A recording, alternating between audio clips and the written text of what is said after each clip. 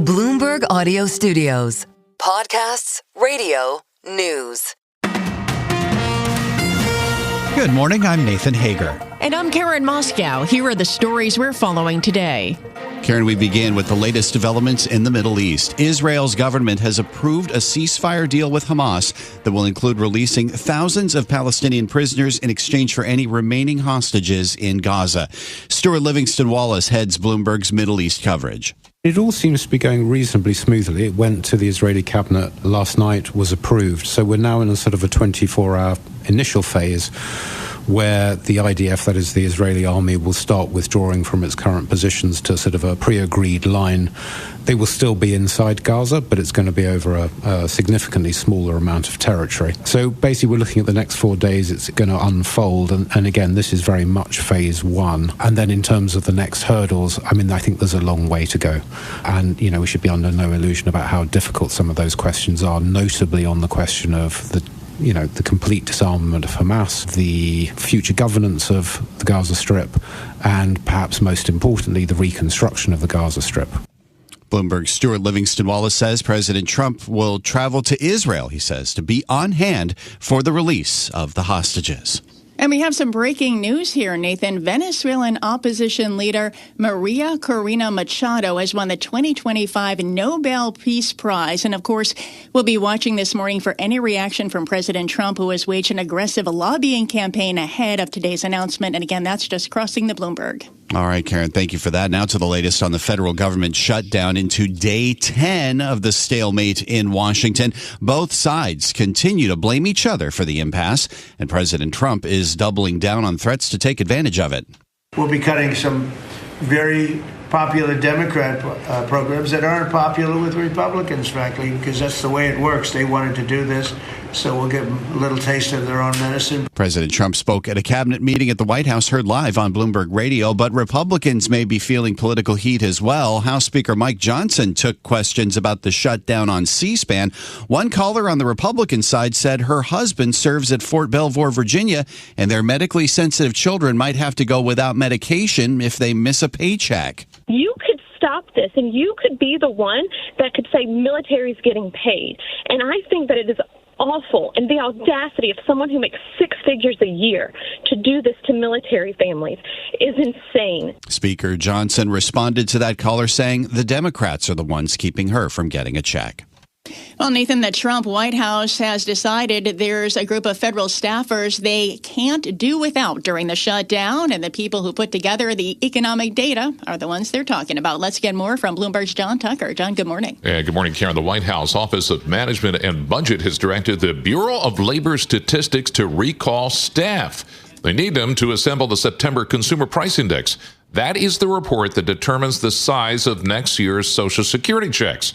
Dozens of economists and IT specialists are typically involved, so it's still unlikely this report's going to be released by its original publication date of October 15th. You'll recall President Trump fired the BLS commissioner in August after the release of a weaker-than-expected jobs report he didn't like. In New York, I'm John Tucker, Bloomberg Radio. All right, John, thank you. We have this red headline crossing the Bloomberg terminal. China is probing Qualcomm for suspected violations of the country's anti-monopoly law. That's according to a statement from Beijing's State Administration for Market Regulation. Qualcomm shares in the pre-market down 3.25%. Well, Nathan, the Justice Department is still working through the shutdown, and it's bringing charges against another one of President Trump's perceived political enemies. New York Attorney General Letitia James has been indicted on counts of bank fraud and making false statements to a financial institution. The grand jury indictment stems from a property James purchased in Norfolk, Virginia in 2020. It's the second indictment brought by U.S. Attorney Lindsay Halligan, who was recently appointed by Trump and also secured charges against former FBI Director James Comey. Attorney General James says she'll fight the charges. This is nothing more than a continuation of the president's desperate weaponization of our justice system. He is forcing federal law enforcement agencies to do his bidding, all because I did my job as the New York State Attorney General. Attorney General Letitia James posted that statement on X. She campaigned on a promise to investigate President Trump and won a civil case against him and his company in 2022. Her first appearance in federal court in Virginia is set for October 24th. Turning overseas now, Karen, French President Emmanuel Macron is expected to pick a new prime minister by this evening after the resignation of Sébastien Lecornu earlier this week. Richard Bravo leads Bloomberg's coverage of Western European government. I don't think we're any closer to knowing exactly who he will pick to be the next prime minister, but the important thing to focus on is the fact that he's naming a prime minister at all. Earlier this week, it was increasingly looking like Macron would call another snap election. That would have meant even more political chaos and financial instability. So even though it's not clear who exactly Macron could name, and the list is very long and it does run the political gamut, most see this as the least bad option. Bloomberg's Richard Bravo reports France's caretaker finance minister Roland Lescure says the country's on course to meet its budget promises to the European Union, even after outgoing Premier Lecornu indicated there will be less fiscal consolidation next year than previously planned. Well, in Asia, Nathan, Japan's decade-old ruling coalition has collapsed. It comes after talks between Liberal Democratic Party chief Sanae Takaishi and junior partner Komeito leader Tetsuo Saito ended without agreement. The collapse was due to a disagreement over the needs for the LDP to regulate political donations. The coalition has maintained political stability for LDP administrations for most of the past quarter century. And looking at the yen, it's at 152.70 against the dollar. Back to this country, Karen, there's a warning from Ray Dalio. The Bridgewater Associates founder says U.S. government debt is rising too quickly, creating a climate he says is very much analogous to the years before World War II. Dalio spoke with Bloomberg's Francine Lacroix. We're in wars, okay? There is a financial money war, there's a technology war, there's geopolitical wars, and there are more military wars. And so we have a civil war of some sort, which is developing in the United States and elsewhere, where there are irreconcilable differences. Bridgewater founder Ray Dalio has long cautioned of the risks of spiraling U.S. debt. Last month, he said it poses a threat to the monetary order. And Nathan, Paramount Skydance chief executive David Ellison, who is reportedly weighing a merger with Warner Brothers Discovery, says he sees a lot of opportunity for consideration in the industry. We spoke with him at the Bloomberg Screen Time Conference in Los Angeles.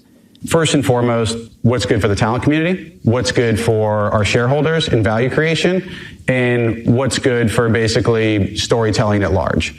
And so from our standpoint, whether we were approach any acquisition, and I actually do think there's a lot of options out there in terms of what actually might be actionable in the near future, we would approach that through the lens of wanting to make more, not less.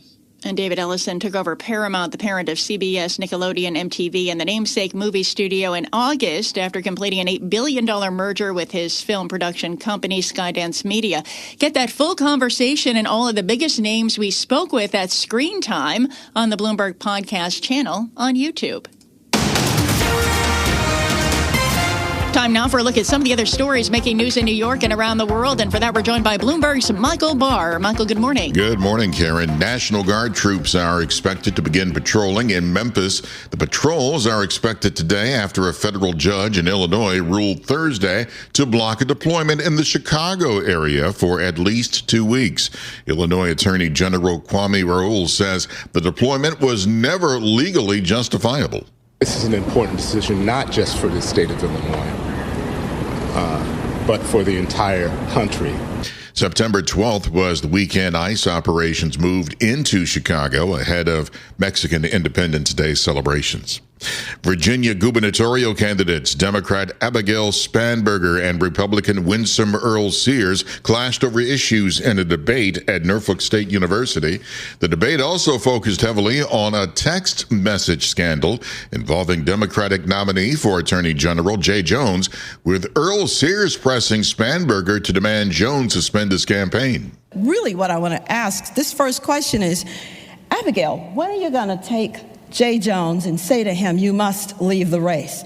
He has said that he wants to murder his political opponent, and not only that, but his political opponent's children, 2 and 5 years old. Earlier, Spanberger condemned Jones's remarks, but stopped short of calling for him to exit the race. as we move forward, the voters now have this information that was withheld for them. You're running to presumably be for political reasons. But the voters now have the information, and it is up to voters to make an individual choice based on this information. Spanberger, a former U.S. representative, has maintained a consistent polling lead.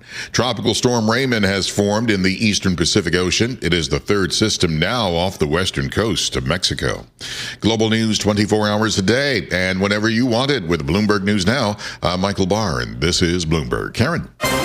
Thanks, Michael. Time now for our Bloomberg Sports Update, and for that, we bring in John Stashower. Thanks, Karen. Crazy finish to the Dodgers-Phillies series in L.A. The Dodgers scored in the 11th inning on the Phillies throwing error, won the game 2-1, won the series 3-1. The Cubs shut out the Brewers 6-0 at Wrigley. That series is heading to a decisive Game 5 tomorrow in Milwaukee. Upset in the NFL to start Week 6. The Giants shut the Eagles out in the second half. Their rookie quarterback Jackson Dart with a touchdown run and pass in the first quarter. Cam Scatteraboo scored 3 times. The Giants won 34-17. That's your Bloomberg Sports Update.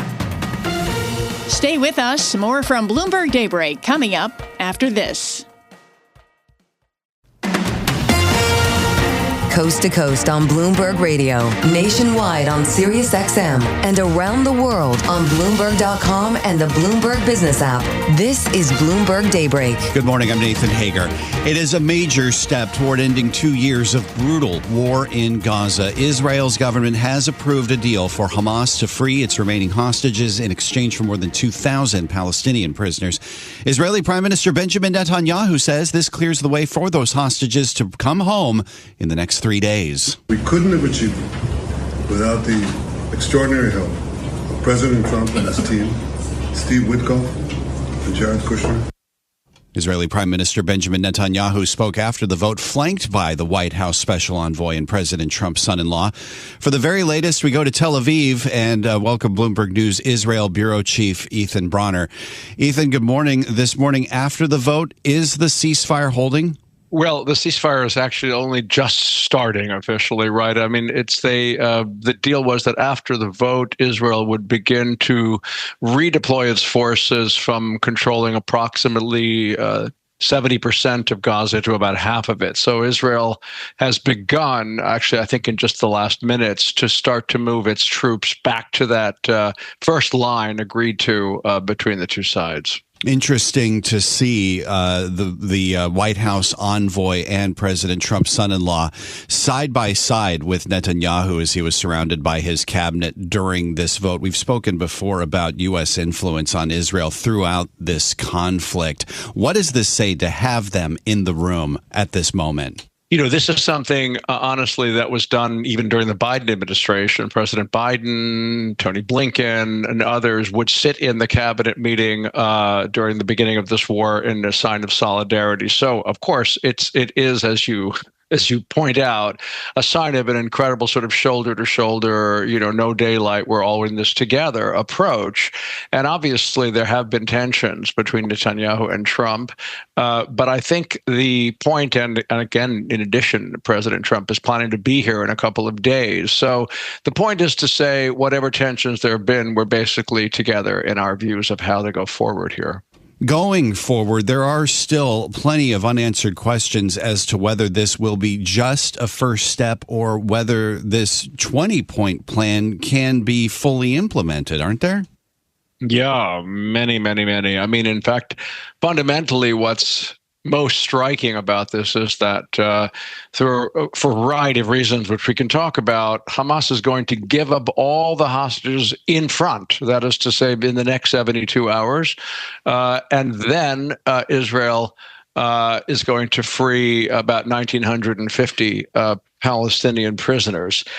And then we shall see. Then there's a whole bunch of stuff that's supposed to happen, but it's going to have to be negotiated in terms of who's going to rule the Gaza Strip and whether Hamas is going to disarm and how, and so on and so forth. Lots and lots of stuff ahead of us for sure. So then, Ethan, what are we expecting when those negotiations continue? I imagine it's going to be a fraught conversation still in Sharm El-Sheikh.